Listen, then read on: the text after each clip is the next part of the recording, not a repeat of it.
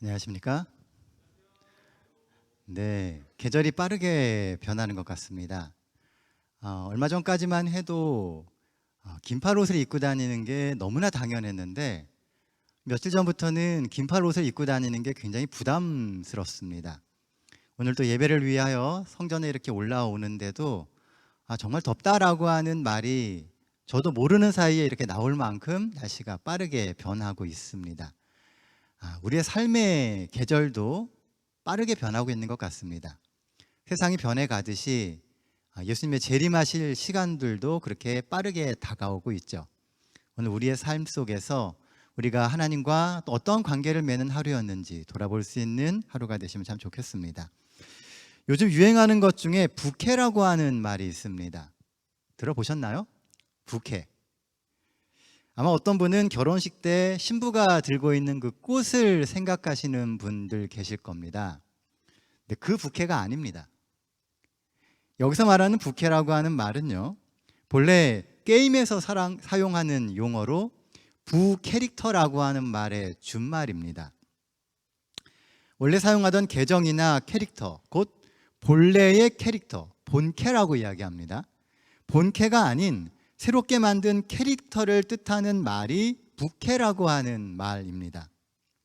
유재석이라고 하는 방송인이 한 TV 프로그램에서 사용한 유산슬이라고 하는 부캐로부터 시작해서 지금은 평소의 나의 모습이 아닌 새로운 모습이나 캐릭터로 행동할 때 사용하는 말이 바로 부캐라고 하는 단어입니다.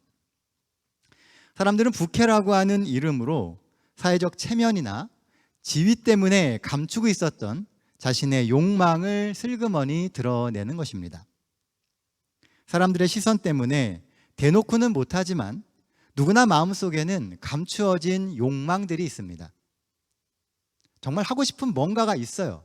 하지만 나의 사회적 지위와 또 사람들의 시선 때문에 그것을 잘 포장하며 살고 있는 것이죠. 어느 순간 문득 무엇이 나의 진실한 모습이고 무엇이 거짓되고 연출된 나의 모습인지 그런 것을 가려낼 수 있는 능력이 나에게 없음을 혹시 느끼신 적은 없습니까? 지금 내가 사람들 앞에서 살아가고 있는 모습이 나의 본캐인지 아니면 부캐의 모습으로 내 속에 있는 욕망을 감추며 살고 있지 않은지 한번 돌아보게 되시기를 바랍니다. 오늘 함께 살펴볼 말씀은 그런 위선과 혼란 가운데 살았던 한 부부의 이야기입니다. 다 함께 성경 말씀 사도행전 5장 1절로 3절에 있는 말씀 같이 보도록 하겠습니다. 신약 성경 사도행전 5장 1절로 3절입니다. 아나니아라 하는 사람이 그 아내 삽비라와 더불어 소유를 팔아 그 값에서 얼마를 감춤해 그 아내도 알더라. 얼마간 가져다가 사도들의 발 앞에 두니 베드로가 이르되 아나니아야 어찌하여 사단이 내 마음에 가득하여 내가 성령을 속이고 땅값 얼마를 감추었느냐. 오늘 본문의 이야기는 우리가 잘 아는 아나니아와 삽비라의 이야기입니다. 이 사건은 초대교회 역사에 남아있는 정말 가슴 아프고 또 정말 크나큰 오점 중에 하나입니다. 가장 생명력이 있고 가장 순수했던 초대교회에 파고들었던 위선과 탐심의 상징, 그 아나니아와 삽비라의 이야기를 통해서 마지막 시대를 살아가는 우리에게 필요한 삶의 자세와 영적 자세에 대하여 같이 살펴보길 원합니다. 본문에서 살펴보는 첫 번째는 영적 통찰력입니다. 3절 말씀입니다. 베드로가 이르되 아나니아야 어찌하여 사단이 내 마음에 가득하여 내가 성령을 속이고 땅값 얼마를 감추었느냐. 여기 보면 사람들의 영혼을 꿰뚫어 보는 사도 베드로의 날카로운 영적 통찰력을 엿볼 수가 있습니다. 더 이상 그는 우리가 사복음서에서 보았던 또 우리가 알고 있던 성급하고 좌충우돌하는 그 베드로가 아닙니다. 당시 초대교회는 오순절 성령의 역사를 통해서 정말 이상적인 교회의 모습을 갖추고 있었습니다. 대다수의 성도들이 복음을 위하여 자신을 헌신하고 믿음을 따르는 삶을 살아감으로 인하여 여러 가지 힘들고 어려운 성도들을 정성껏 돌보는 정말 아름다운 교회였습니다.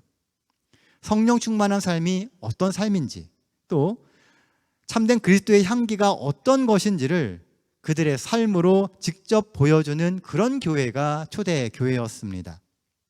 그러니 그 초대교회의 공동체 안에서 살아가고 있는 성도들의 모습 또한 얼마나 아름다웠겠습니까? 세상 사람들이 볼 때 이 교회의 모습은 너무나 아름다운 모습이었습니다. 그들이 꿈꾸고 마음속으로 그리워하던 그 교회의 모습이 바로 초대교회의 모습이었다는 것입니다. 그런데 베드로는 당시 그 공동체 속에서 살아가고 있던, 나름 열심히 교회 일을 하고 있었던 아나니아의 부부를 보면서 그 마음에 사단이 가득하다라고 말하고 있습니다. 이 얼마나 단호하고 무서운 이야기입니까? 하지만 베드로는 이상적이고 영적인 곳에 슬며시 들어온 사단의 마음을 꿰뚫어 본 것입니다. 다 좋아 보여요. 다 아름답습니다. 아주 선해 보이고 모든 모습이 은혜가 되는 것처럼 보입니다. 그런데 그 성도들의 마음 가운데 사단이 들어와서 점령한 그 마음을 영적으로 꿰뚫어 보았다는 겁니다. 마지막 때를 살아가면서 오늘날 우리에게 필요한 것 또한 이와 같은 영적 통찰력입니다. 우리의 삶 속에 파고 들어와 어느덧 우리의 삶을 조금씩 장악해가는 그 사단의 영향력을 꿰뚫어 볼 수 있는 그런 영적 통찰력이 오늘 우리에게 필요합니다. 여러분들 야구 좋아하시나요? 아마 스포츠 별로 안 좋아하시는 분들도 계실 겁니다. 사실 안 좋아하시는 분들은 잘 모르시겠지만 요즘 우리나라는 프로야구가 한창입니다. 야구에 보면은요 2년차 징크스라고 하는 게 있습니다. 혜성처럼 등장한 신인 선수들이 다음 해에는 꼭 고전을 한다는 겁니다. 분명히 엄청 뛰어난 능력을 가지고 있고 대단한 업적을 이룬 신인 선수였는데 꼭 2년 차만 되면은요 그 성적이 곤두박질 칩니다. 왜 그럴까요? 반짝했던 승리감에 도취되어서 방심하는 사이 적들은 그 선수를 철저하게 분석하고 그의 약점을 파고들기 때문입니다. 내가 잘하지 못할 때는요 어느 누구도 나를 분석하지 않습니다. 잘하네 이런 말이 들리기 시작하면서부터 사람들은 분석을 하기 시작한다는 것이죠. 내가 잘하면 잘할수록, 내가 뛰어나면 뛰어날수록 나의 약점을 찾아서 집요하게 그 약점을 파고듭니다. 그래서 그 약점을 극복하느냐 하지 못하냐가 2년차, 3년차 선수 생활의 성패를 좌우하는 것입니다. 우리가 그리스도인으로 잘 살면은요 사단이 우리의 삶을 분석하기 시작한다는 겁니다. 뭐든지 잘하는 것처럼 보이고 화려한 것처럼 보이고 영적인 것처럼 보일 때 우리의 작은 약점을 사단은 찾아내서 파고드는 것입니다. 오늘 본문에 보면 아나니아의 속에 사단의 마음이 자리 잡았다라고 말합니다. 초대교회에 임했던 오순절의 승리는 실로 어마어마한 것이었습니다. 늘 소외되고 무시받던 제자들에게 살아계신 하나님의 능력이 직접 역사하셨습니다. 이적과 기사가 끊이질 않았고 그들의 믿음은 더욱 굳건해졌습니다. 게다가 그런 교회의 모습을 보며 같은 신앙을 고백하며 몰려오는 사람들로 인하여 교회는 그 어느 때보다 활력이 넘쳤고 세상에 못할 일이 없어 보였습니다. 그게 초대교회의 모습이에요. 바로 그때 아나니아와 삽비라의 사건이 발생한 것입니다. 왜 이와 같은 사건이 발생했을까요? 거듭된 승리와 자신감으로 영적 신중함이 결여되었기 때문입니다. 잘 될 때일수록 더욱 자신의 삶을 돌아보며 하나님 앞에 회개와 겸비의 시간을 더 많이 가져야 됨에도 불구하고 거듭된 성공과 그로 인한 바쁨 속에서 하나님 앞에 무릎 꿇는 시간이 상대적으로 줄었기 때문입니다. 모든 게 잘 돼요. 너무 바쁩니다. 그러니까 정작 하나님과 만나는 시간은 점점 줄어들게 되었다는 것이죠. 요즘 여러분들의 삶은 어떠십니까? 우리는 영적으로 신중합니까? 오늘 말씀을 들으시는 어르신들께는 죄송하지만 저도 나이가 들어가면서요, 이 많이 생각하는 것 중에 하나는 삶의 의미와 시간의 의미입니다. 나이가 지금보다 조금 더 적었을 때는요, 삶의 재미가 굉장히 중요했습니다.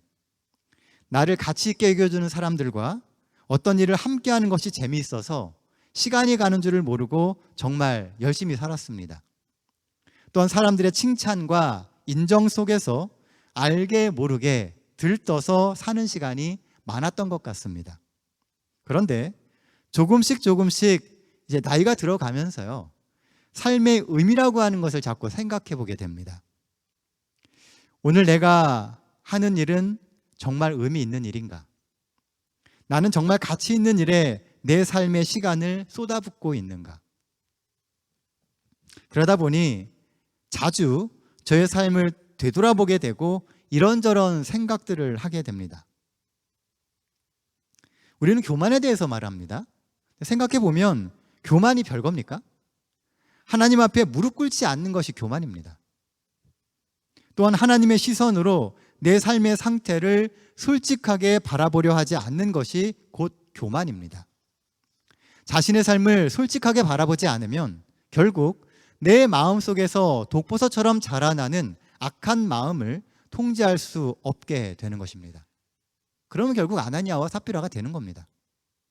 교회 안에 있으면서 하나님 안에 있는 것처럼 보이지만 그 마음 가운데 아나니아와 삽비라가 저질렀던 그 잘못과 똑같은 일들이 우리의 삶 속에서 일어나게 된다는 것입니다. 나중에는 무엇이 나의 진짜 모습이고 무엇이 거짓된 모습인지조차 구분할 수 없을 정도가 되는 겁니다. 아나니아와 삽비라는 교회 안에서 하나님의 일을 하면서도 그 마음 가운데 사단의 마음이 들어온 걸 몰랐습니다. 서로가 부부입니다. 서로가 서로의 삶을 보고 있음에도 그들이 좋지 않은 방향으로 가고 있음을 몰랐다는 겁니다. 그러면서도 교회 안에서 똑같이 살아갈 수 있다고 생각했다는 것이죠. 옛말에 급할수록 돌아가라라고 하는 말이 있습니다.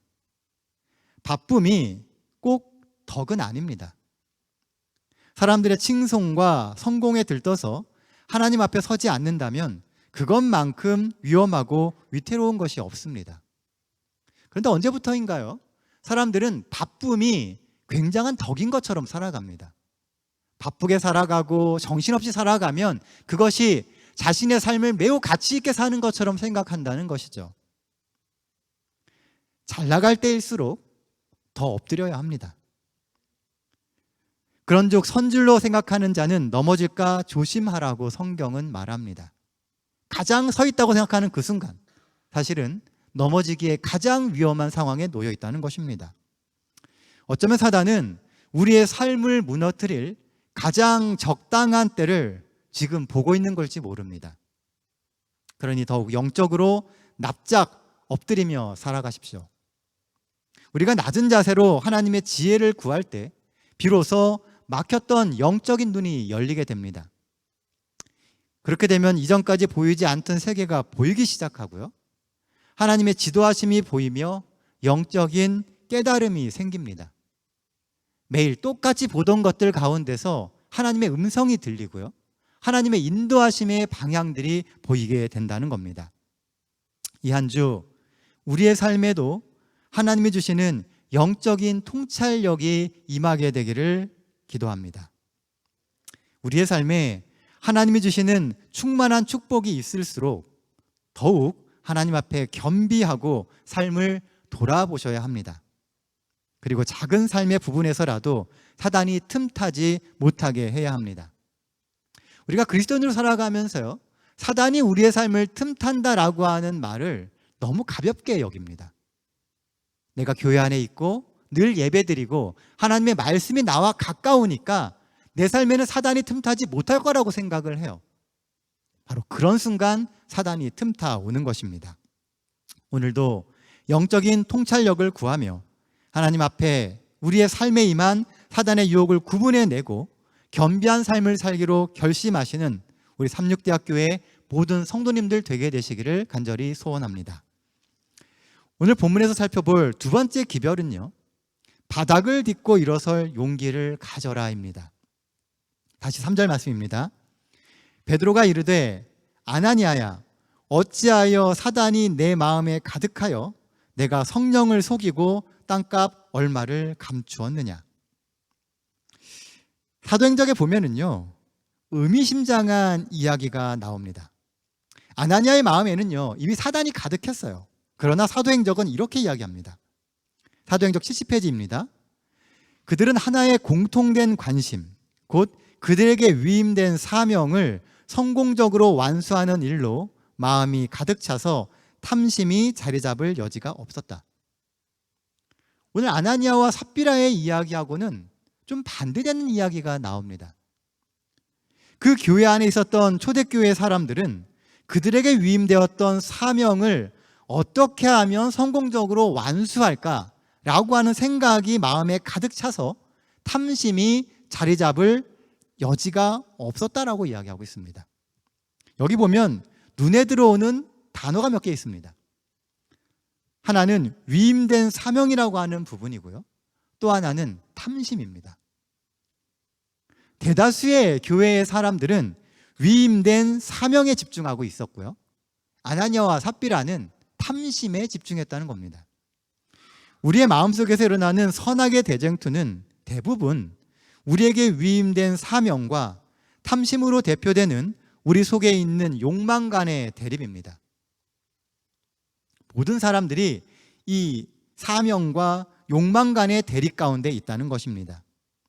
하나님이 나에게 맡기신 사명에 내 삶의 의미를 둘 것인가? 아니면 탐심으로 대표되는 나의 욕망을 이루는 것에 내 인생의 의미를 둘 것인가의 문제입니다. 한때 유행했던 말 가운데요, 버킷리스트라고 하는 말이 있습니다. 많이 들어보셨고 아마 써보신 분들도 계실 겁니다.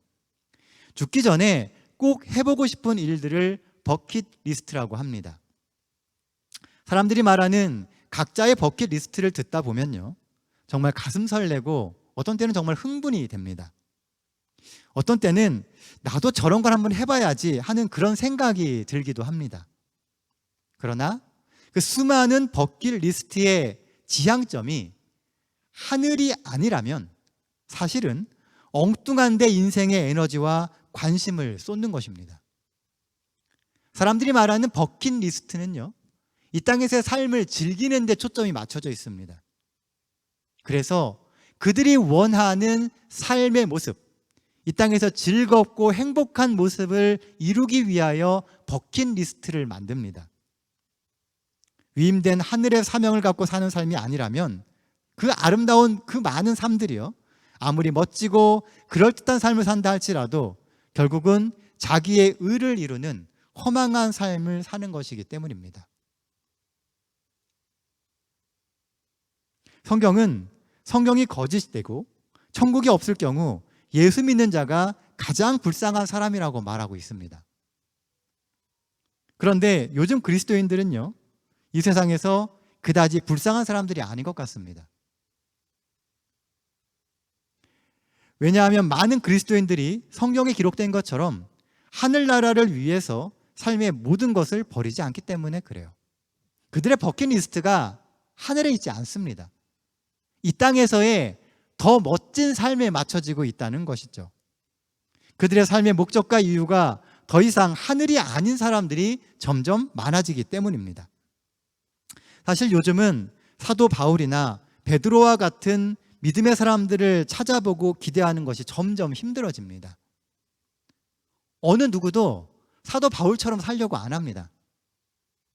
어떤 그리스도인도 내가 베드로와 같은 사명을 가지고 이 땅에서 하나님의 말씀을 들고 살겠다라고 잘 결심하지 않는다는 겁니다. 도리어 점점 많이 보이는 것은 아나니아와 삽비라와 같은 이들 아닙니까? 우리들이 오늘 이 자리에 앉아 있고 우리가 그리스도인이라고 살아가고 있지만 우리도 사도 바울의 삶, 베드로의 삶을 지향하기보다는 알게 모르게 아나니아와 삽비라와 같은 삶을 꿈꾸고 있다는 겁니다. 우리의 발을 교회 안에 두고 신앙 안에서 살아가지만 그러면서도 이 땅에서 많은 것들을 이루고 싶은 그런 마음을 가지고 살아가고 있지 않습니까? 하늘의 삶과 현실의 삶을 저울질하며 늘 유리하고 더 이익이 되는 삶을 따라갑니다. 그래서 사명이라고 하는 말이 무엇인지 다시 한번 되물어야만 할 만큼 오늘날 많은 그리스도인들은 그들이 이 땅에 존재하는 이유에 대하여 그닥 관심이 없습니다. 그냥 신앙생활 하는데 만족하지 내가 오늘 이곳에 왜 있으며 하나님은 나를 통해서 무엇을 이루시려고 하는지를 그닥 생각하며 관심을 갖지 않는다는 것입니다. 어쩌면 아나니아와 삽비라는 특정한 어떤 사람이 아니라 이 시대를 살아가고 있는 수많은 그리스도인들 속에 숨어 있는 욕망의 자아상일지 모릅니다. 나는 아나니아하고는 다르지. 최소한 나는 성령을 속이지는 않지. 정말 그런가요? 우리는 정말 성령을 속이지 않고 살고 있습니까? 우리는 하나님 앞에 진실하며 충성스러운 그리스도인인가요? 나는 나의 부르심에 합당하게 살아가고 있는가? 이런 질문을 하면요, 늘 스스로 부끄러워집니다. 감추고 싶은 신앙의 바닥이 드러나기 때문입니다. 잘 포장해서 살아가고 있는데 이런 질문을 스스로에게 던지는 순간 제 신앙의 바닥이 드러나는 겁니다. 내가 이 정도밖에 안 되는가? 라고 하는 인식이 자꾸 생겨요. 우리는 아나니아와 삽비라보다 더 나은 신앙인이라고 자부할 수 있습니까? 우리는 아나니아와 삽비라의 이야기를 들으며 또 보면서 왜 저 사람들은 저렇게 살았을까라고 이야기를 합니다. 그런데 정작 우리의 삶의 모습, 신앙의 모습을 자세히 들여다보면 우리 역시도 아나니아와 삽비라와 같은 선택들을 너무나 자주 한다는 겁니다. 바닥이 없는 인생은 없습니다. 누구든 인생에서 바닥의 순간에 맞닥뜨릴 때가 있습니다. 아나니아와 삽비라는 탐심이라고 하는 바닥을 맞닥뜨린 것이고 우리가 아는 유다나 빌라도는 명예욕이라고 하는 바닥에 맞닥뜨렸을 뿐입니다.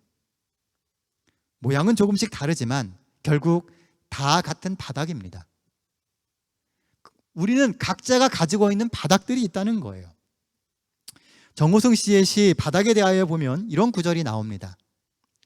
바닥까지 가본 사람들은 말한다. 결국 바닥은 보이지 않는다고. 바닥은 보이지 않지만 그냥 바닥까지 걸어가는 것이라고. 바닥까지 걸어가야만 다시 돌아올 수 있다고. 그런 바닥을 맞닥뜨려야 비로소 나의 본 모습을 보게 되고 그 바닥을 경험해야 참된 회개도 이루어지게 됩니다. 그런데요, 아나니아와 삽비라의 진짜 문제는 탐심이라는 바닥이 드러난 게 아닙니다. 탐심을 드러낸 게 문제가 아니고 진짜 문제는 그 바닥을 딛고 회개하며 다시 올라오려고 하지 않은 것이 진짜 문제입니다. 바닥을 딛고 올라오지 않으면 우리는 그 실패의 진창을 벗어날 수가 없습니다. 그러나 그 바닥을 딛고 올라오면 하나님이 주시는 나의 삶에 감사하게 되고 다시 주신 하루하루가 얼마나 큰 하나님의 은혜인지를 깨닫게 됩니다. 그리고 그렇게 깨달은 은혜의 힘으로 또 다른 시련들을 이겨내며 살아갈 수 있게 되는 것입니다. 혹 오늘 여러분들의 삶에 바닥이 보입니까? 신앙생활을 하면서 스스로에게 실망할 때가 있습니까? 또는 여러분들의 삶 속에서 정말 어려운 시험으로 인해서 힘들어하고 계십니까? 그러면 그 바닥을 딛고 일어나십시오. 이게 그리스도인 된 우리가 우리의 인생에서 꼭 경험하고 반드시 배워야 할 신앙의 진수가 아닙니까? 그러므로 인생의 바닥이 없기를 바라기보다는 그 바닥을 어떻게 이해하고 그것을 어떻게 딛고 일어날 것인가를 깨닫는 것이 더 중요합니다. 바닥을 만날 때마다 하나님을 대면해야 합니다. 우리 속에 있는 문제가 드러나고 우리의 신앙의 바닥이 보일 때 그것을 감추려고 하지 말고 그럴 때일수록 하나님 앞으로 나아가야 합니다. 그리고 하나님을 대면해야 합니다. 하나님을 대면하십시오. 진심으로 하나님 앞에 나와 하나님을 만나십시오. 그러면 우리는 하나님이 주시는 새로운 은혜를 경험할 수 있습니다. 우리는 여전히 기도할 수 있고 하나님은 늘 우리에게 우리의 기도에 응답하기를 원하십니다. 하나님은 우리의 음성을 듣기를 원하세요. 오늘 우리가 우리의 약함을 하나님 앞에 나와 고백하기를 원하십니다. 이 저녁 우리의 삶이 하나님 안에서 다시금 바닥을 딛고 일어나는 용기와 믿음을 보여줄 수 있기를 간절히 기도합니다. 초대교회 이야기에 왜 아나니아와 삽비라의 이야기가 들어갔을까 생각을 해봤습니다. 초대교회의 화려하고 아름다운 이야기가 너무나 많은데 왜 하필이면 아나니아와 삽비라와 같은 이야기가 이 이야기에 들어갔을까? 가장 좋은 신앙인도요, 아나니아와 삽비라처럼 될 수 있다는 겁니다. 오늘 우리가 하나님을 만나는 이 시간이 우리의 인생의 바닥에 있건 중간에 있건 꼭대기에 있건 변함없는 것은 우리는 하나님을 믿는, 하나님 앞에 살아가는 성도라고 하는 사실입니다. 이 저녁 하나님의 지혜를 구하고 우리의 삶을 붙들어 주시는 하나님 앞에 나아오시는 여러분 되시기를 간절히 소망합니다. 이제 말씀 정리하겠습니다. 첫째, 혼란의 시대에 나의 삶의 영적 상태를 꿰뚫어 보는 영적 통찰력을 구하십시오. 환경이나 분위기에 휩쓸려서 우리의 영성의 기초가 흔들리지 않도록 기도로 경성하시는 우리 대학교의 모든 성도님들 되시기를 간구합니다.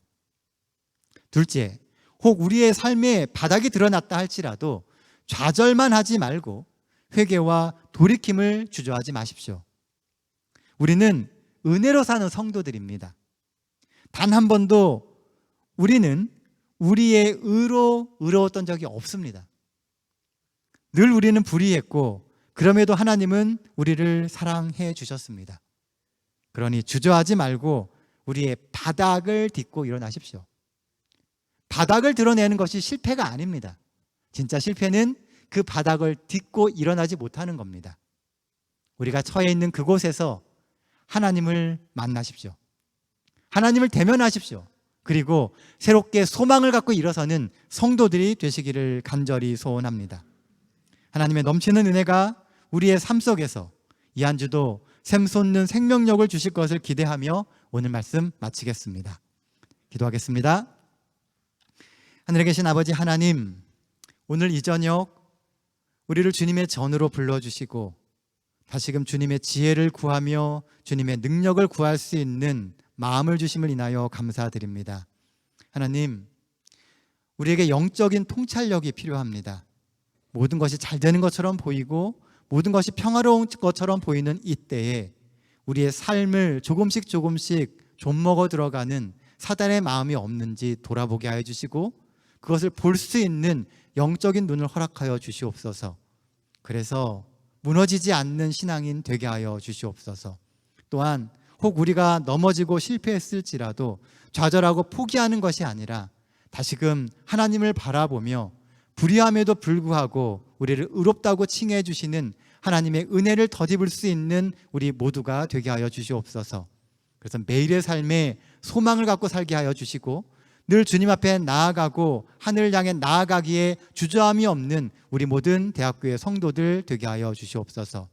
삶의 주인 되시는 우리 하나님께서 늘 우리와 동행해 주시고 우리 인생을 이끌어 주실 것을 인하여 감사드리며 우리 구주 되시는 예수님의 이름으로 기도드립니다. 아멘.